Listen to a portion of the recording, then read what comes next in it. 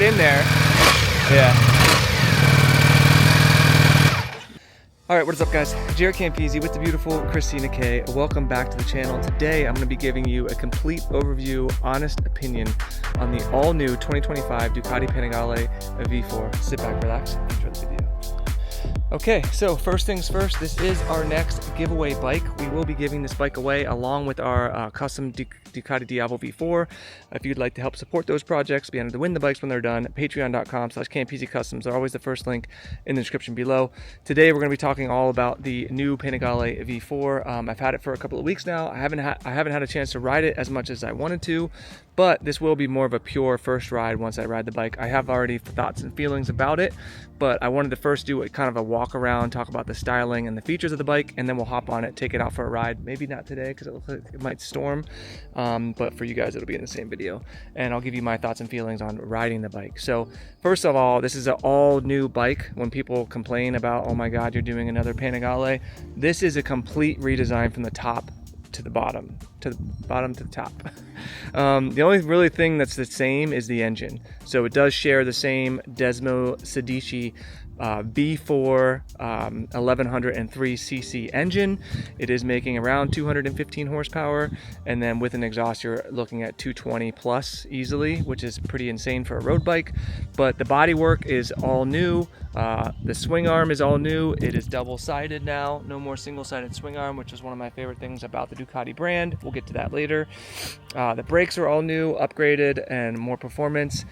The exhaust is all new, the bodywork, the tank, everything literally. And let's start right here with the widescreen display. So it is an all new LCD digital widescreen display. You see the new loadout whenever it comes up, and it is an absolutely insane display, like ridiculous. Right now it's in race mode. If I hold in the mode button, or I press the mode button, I can go in a different setup. So you have your race A, then you set up your race A, B, and then you have sport, which is usually what I would ride it in. And then you also have, whoops, if I go back in here, road mode, and then wet mode. And now it's different how you get in there and set them up. You actually set them up right there. And it changes different parts of the dash. You can see how sport turns red, and then the race mode actually changes the entire setup. When you guys saw I was in there, but if I click on sport, this is how the sport mode looks. And it has everything you could ever possibly imagine. The left-hand side here, you can see I'm using this left hand, there's a right hand. That covers the things on the left-hand side of the screen. So you get things like G meter, there's your power and torque, which is funny because Audi now owns, well, this is under the Audi umbrella, Ducati, and my car actually has that exact same thing, my Audi R8, the torque and power meter, which is funny. There's all of your different trip timing things. Here's a lean angle. Right now it's sitting at 9 degrees. That's about as far as I lean.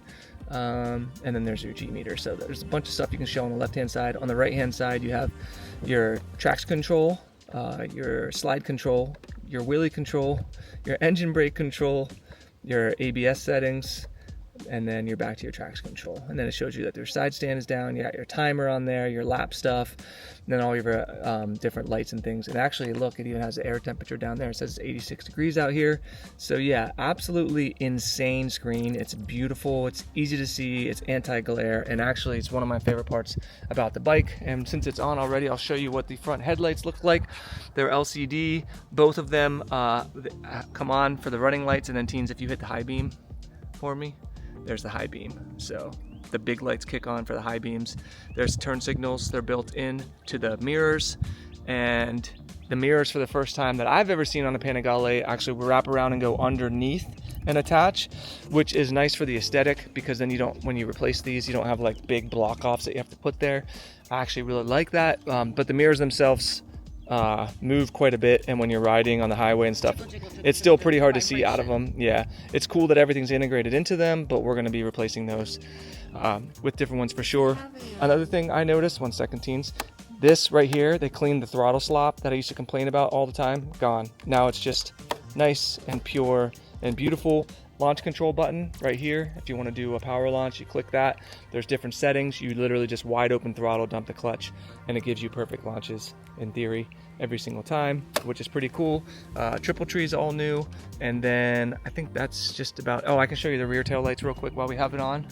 So It is a new rear tail light design. It used to be all one that went all the way across. Now there's two of the brake lights, and then this is obviously going to get replaced.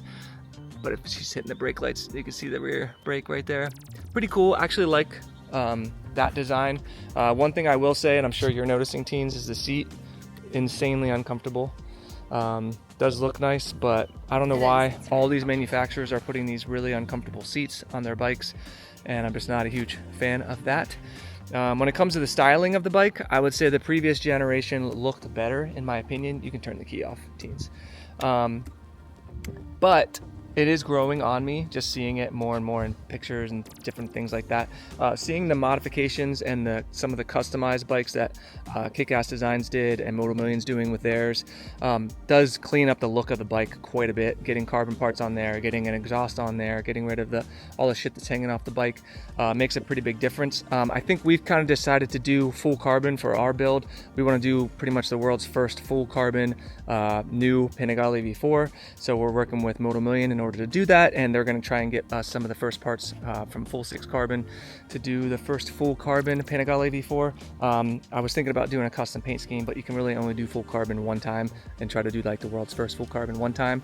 And when I saw the carbon pieces for this, it looks absolutely insane. I think it's going to look sinister in full carbon. We're going to do satin for everything, satin carbon wheels, satin carbon bodywork, the tank, the subframe, swing arm covers. I have an exhaust coming we've never used before. It's going to be really, really cool. So yeah, as far as the styling goes with the bike, this bike, I want to say right now, it was purpose built for lap times on the track. That's what this bike is for. So when it comes to like the purpose of this bike, that's the purpose of this bike. Yeah, it's built for the track.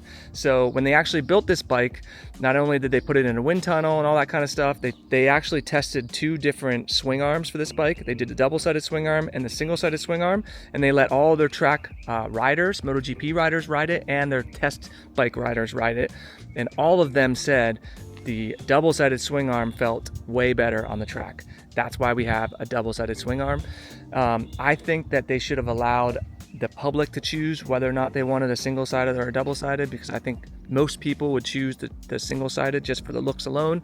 Most of these bikes don't end up on the track, and if they do end up on the track, they're not making a living from their lap times anyway, so I don't see what the point is. For the V4R, that actually does get raced, and then you have to use components from that bike for the actual racing. That would make sense to have the double-sided swing arm, but I think it would have been cooler to give us an option, because that is one of my favorite things about the Ducati brand, and now it's gone. It's also gone on the Street Fighter, which is not a lap or not a race bike, and it's trickling down into their other models as well, which I'm just not a huge fan of. The styling, like I said, it's purpose built for track and lap times, so they even brought it back further from the front wheel for buffeting and for when they put it in like the wind tunnel and stuff.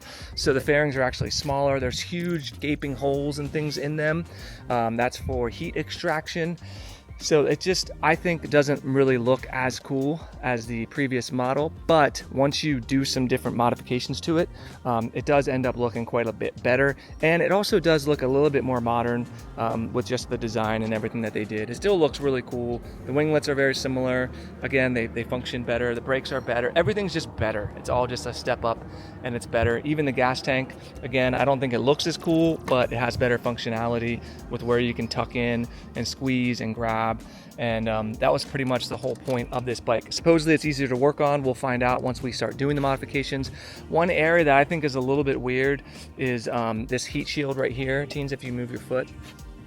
This looks okay how it is right now. When you put the full exhaust, undertail exhaust that comes all the way up, it gets pretty weird in this area, which is one of the reasons why I didn't decide to go with that exhaust. And it's also like $8,500, about 10 grand fully installed.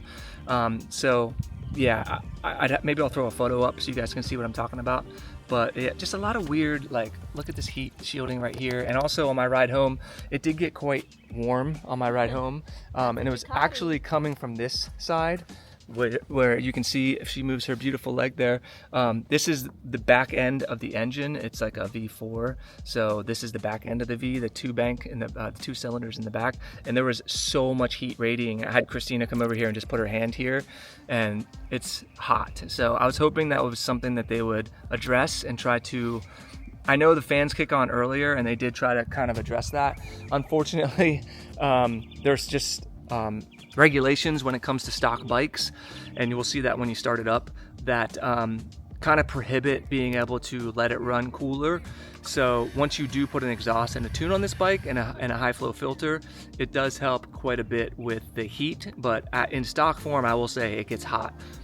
Potentially hotter than the last bike, but it's tough to remember exactly. I'd have to like have them back to back and ride them to really know. If you want to fire it up, teens, we'll let you guys hear what it sounds like. This bike does have a limiter, so it won't let you rev past 4,000 RPMs when it's in neutral. I'm not sure if you pull in the clutch. Well, obviously if you put it in gear and pull in the clutch, then it'll let you rev as high as you want. But my Street Fighter, my Lamborghini Street Fighter is the same way, and I have a sneaking suspicion we're going to start to see that in models moving forward, and I'm sure that has to do with emissions and probably sound regulations with the EU and different things. What were you going to say? God damn, that's loud. Okay. I was going thundering. to ask, does it have a gas gauge? I don't think it has an actual, like, tells you how many miles to empty, but I do think it has a gauge that just tells you with bars, I believe. Okay. Yeah. And then obviously the gas light actually comes on once I think you hit So you should the final gallon. Well, my gas gauge wasn't working properly on the Diablo. There was a software update, smartass. I knew when I wasn't even riding it. Whatever.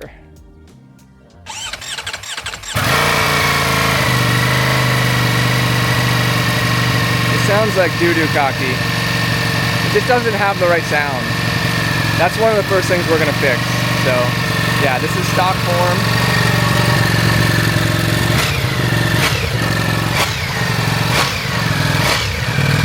You can hear it in there. Yeah. You can hear that, like, it has that cool sounding growl in there. But yeah, in stock form, it just doesn't sound the best. So that's it. So that's kind of like my initial walk around, first impressions on the bike, the styling, the features. It is the most technologically advanced bike in the world right now. There's over 70 sensors on the bike to monitor all different types of things, from throttles to the different safety features. So I mean, it's insane. It does have GPS too, so it has like tracking laps and all that other stuff. So, I mean, it is without a doubt pretty much the most technologically advanced bike in the world, and a big part of the reason for that is all of the MotoGP technology that has trickled down. Ducati has either won or been top 3 in MotoGP, not only in the individual but also constructor cups, which is the team championships.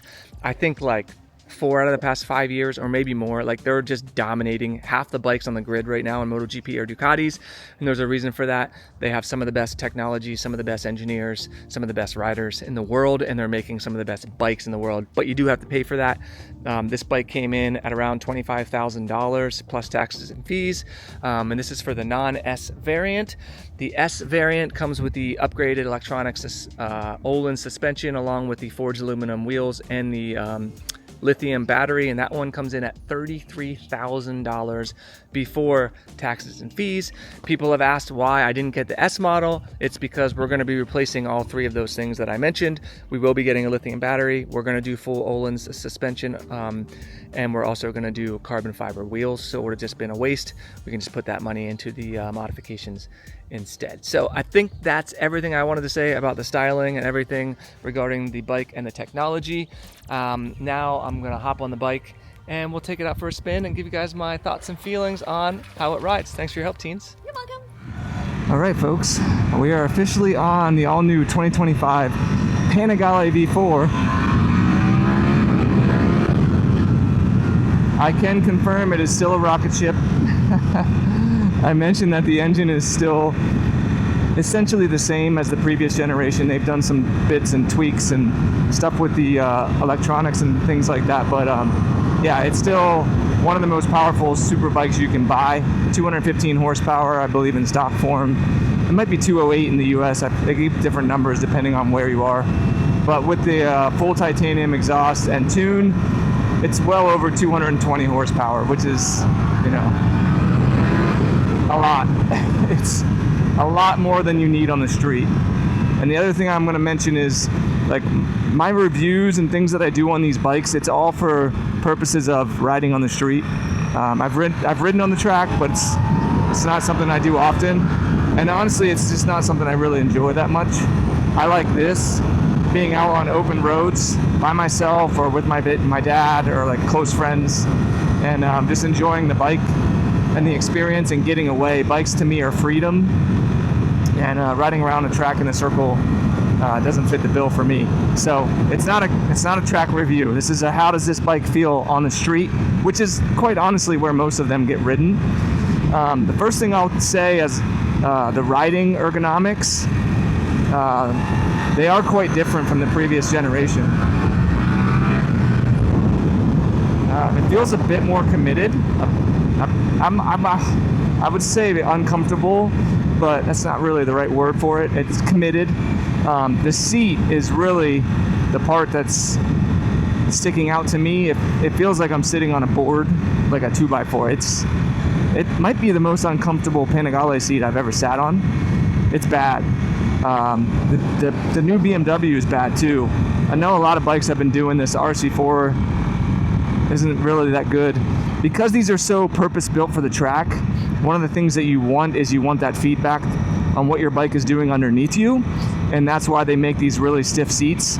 I just feel like they should probably ship them with this comfort seats and then allow the people who are taking them to the track to buy the track seats. I'll probably get the comfort seat for this and then do the custom seat cover on the comfort seat. I don't want to ride this bike with the seat. It's really uncomfortable, not fun.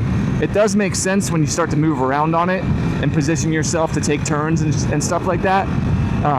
But just sitting in a normal riding position on the road, yeah, it's pretty bad. And again, the bike does feel a bit more committed. It feels a bit more racy. Throwing it back and forth, I'm pretty sure it saved quite a bit of weight over the previous generation. I want to say like it was 5 to 10 pounds. I honestly can't really tell, if I'm being completely honest. Maybe a little bit. The other one already was really flickable back and forth and in and out of curves because of the counter rotating crankshaft, offsetting a lot of that gyroscopic force from the wheels. These do still have the regular wheels. I don't think that the base model comes with forged wheels, so I'd imagine when we put the carbon wheels on it, that's when I'll start to really notice a difference. And then of course when we do the exhaust and start shaving like legit 20, 30, 40 pounds off the bike. But I've ridden bikes, that were under 400 pounds that we've built. So stock bikes never really feel that impressive to me, even brand new ones like this one. So this is a good test to see. Oh, it's pretty high, by the way. I'm on my tippy toes on this bike. I guess a combination of the seat height and the seat width. Self-canceling turn signals, look at that. That's crazy on a super bike. You can break every speed limit in the world in first gear and it has self-canceling turn signals, which is pretty wild. Yeah, so I'm 5'10", and I cannot flat foot this bike. I'm tippy-toeing. It's not uncomfortable, but I'm definitely tippy-toeing. There's no way this guy's going right. Unbelievable, dude. I will say it's really easy and smooth out of first gear. The clutch is super easy to use. Because they got rid of the throttle slop, I find it a lot more precise. Whenever I would come to a stop on the previous models before we did the throttle spacers, there'd always be like this little I don't know, it almost felt like you were falling forward a little bit, and it could be a little unnerving with the throttle. Now that that's gone, it feels a lot better to me. I like it a lot. Obviously I did it on all my bikes anyway, so it's something I'm used to. But yeah, it feels really good. And of course, this bike is still breaking in, guys. I think it only has like 30 miles on it. I wasn't able to get out and ride it as much as I wanted to because I had poison on my left foot right where my shifter is.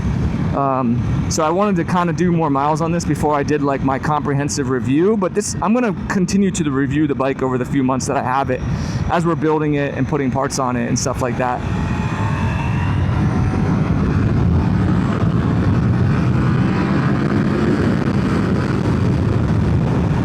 God, it's got so much power, guys. That was like a quarter throttle. Just nutty, dude. The bike feels more compliant, smoother. And that was kind of my suspicion when I saw that they were updating and doing an all-new model. Ducatis have a history of being difficult to ride. They used to call that character, and it did give you some, you know, some character, because you had to put it in the right rev range. You had to know how to use the shifting. Like, it needed to be kind of hard on the throttle to shift smoothly and stuff like that. But that's one of the things they've been really trying to dial in, is how easy a bike is to ride fast. And again, that all trickles down from the MotoGP technology. And you can see on the grid right now, Ducati's just dominating. And a big part of the reason for that is being able to make bikes that are fast and but are easy to ride. And that is the key ingredient right there. Because when you can hop on a bike and instantly be comfortable with it, you're going to ride faster and you're going to go faster. And if they can trickle that down into their sport bikes, and people can get on these bikes and on the street, around town, and they're easy to ride, more compliant, take it to a track, it's easier to ride, faster.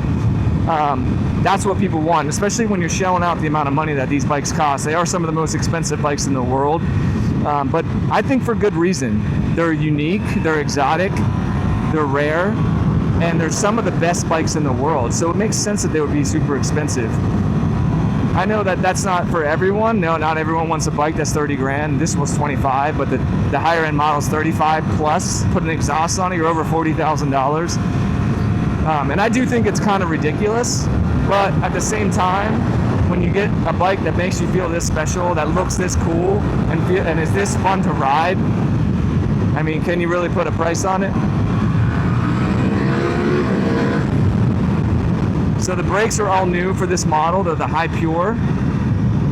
And I can say these are still breaking in, but they do have a really good bite and feel to them. It's very linear as you squeeze it. Man, you can just place this bike anywhere. And I'm being careful because, like I said, it's still breaking in. Like, the gearbox is breaking in, the wheels are still new. There's shit all over the road because of how windy it is. So I'm really careful. But yeah, the brakes feel good, man. And just like the bike definitely feels easy. Feels easy to ride. This road is so amazing, dude. This is a great way to break a bike in too. Constantly on and off the throttle, shifting through the gearbox, turning the bike over, using the brakes. So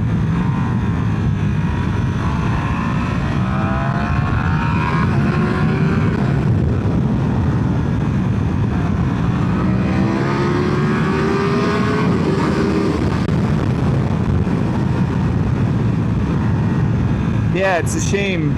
You really don't get as much sound as you would want. I know it's a stock bike, but the exhaust really neuters the shit out of it.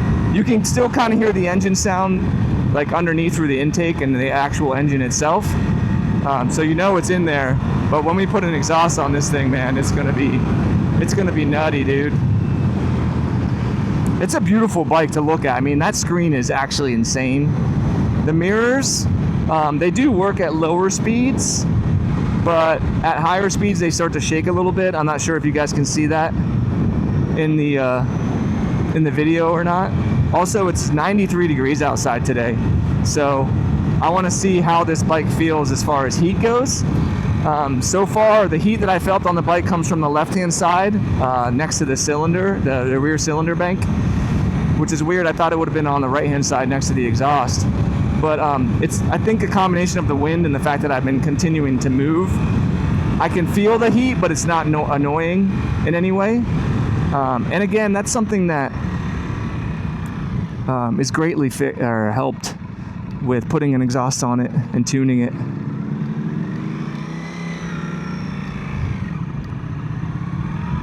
Yeah, pretty smooth and easy to pull away. I was on a hill there too. I'm just in sport mode right now. Since the bike is breaking in, there's no point to be in race. Yeah, the shifting feels really good. Probably not quite as smooth as the BMW's shifter, but really close. I mean, it's...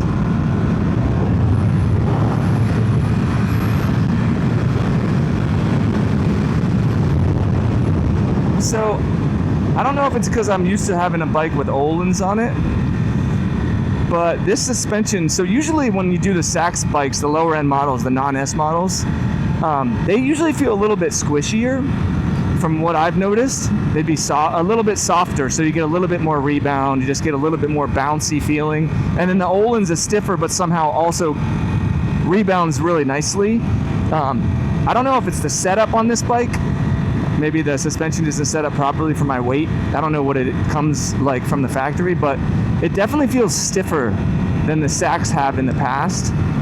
So not the most comfortable for the street, probably something that could be adjusted.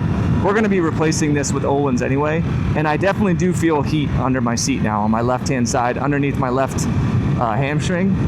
Definitely getting some heat, which is understandable. It's 93 degrees outside, but at speeds I wouldn't think that it would get that hot. I wonder if there's a temperature gauge on this thing. But dude, how good is this road for testing bikes? It's amazing. It's like 15 minutes from my house. It's so good.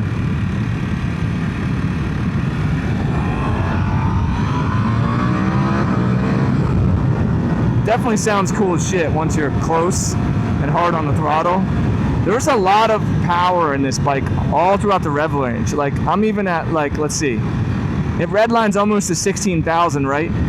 So I'm at 5K and like there's still power. Like look at that on and off the throttle. Like it's kind of nutty, guys,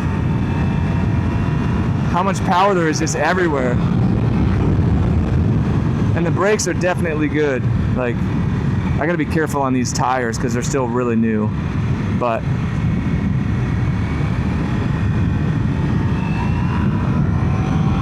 so supposedly where this swing arm makes the biggest amount of difference is when you're really leaned over,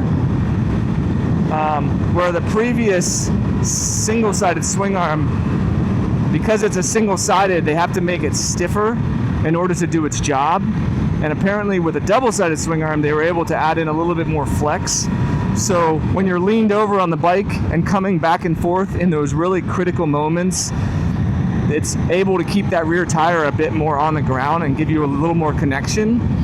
I can't say that I really notice a difference for what I'm doing, but if you are putting this bike through its paces, then maybe that is something that you would notice. And obviously all the professional riders and track testers preferred this swing arm. So yeah, dude, the on-off the throttle, like it's actually kind of insane in sport mode. And I'm in 4th gear right now doing 50. It's not like I'm in 2nd or 3rd gear. Like that's actually crazy. I'm gonna shift up once and see. So I think it does have variable valve timing now. So this is 6th gear at 5,000. Okay, there, finally. And then there comes the power. It's a one-finger braking setup for sure. Feels really good. Yeah, the bike feels good. I would say the thing that stands out to me the most is the seat and just the overall stiffness of the suspension. Everything else, the throttle, and again, this is just all in sport mode right now. The brakes, the gear shifting, everything feels really good. It feels a bit more committed than the previous model. Definitely more track focused, you can tell. The riding position's a little bit more aggressive. The suspension's more aggressive. Yeah, everything is just kind of dialed up, but at the same time, it is probably easier to ride than the previous generation. They just continue to tweak and make it easier, which I think is really cool. So I think this is a really good baseline to kind of test this bike. And then as we're getting all of our parts, Moto Million's going to be working with us. We already ordered a bunch of parts. We're going to do full carbon with the build. See how it feels.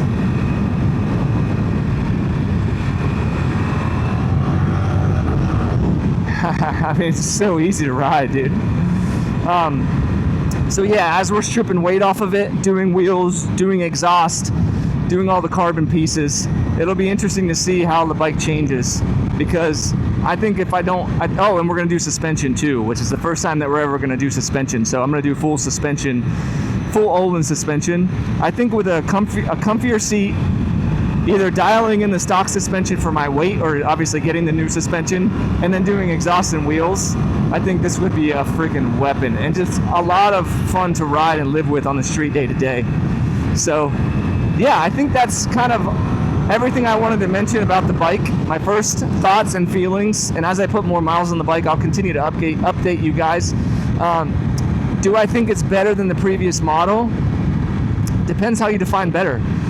If you can get a previous gen V4 used with a single-sided swing arm, I don't know, I'd probably go that route. If you just want the latest and greatest, best, technically best bike in the world, this is probably it. I'd probably buy a base model. If you can find one used, that would be awesome. Probably hard to do. If you can get this bike for like 20K, it'd be a hell of a deal. But I mean, yeah, it's one of the best bikes in the world right now, and you can totally tell when you ride it. So it's going to be an incredible giveaway. So don't forget, guys, we are going to be giving this bike away. If you'd like to help support this project, be entered to win this and our custom Ducati Diavolo V4, which is almost finished. Patreon.com/Campisi Customs. It's always the first link in the description below. Huge shout out to Warhorse of Camp Hill and Moto Million for sponsoring my build series and allowing me to continue to do these, and everyone on Patreon who supports the projects. We couldn't do it without you guys, and of course you here on YouTube watching. I appreciate you. If you guys enjoyed the video, give it a big old juicy thumbs up, subscribe for more, and we'll see you all in the next one. Peace!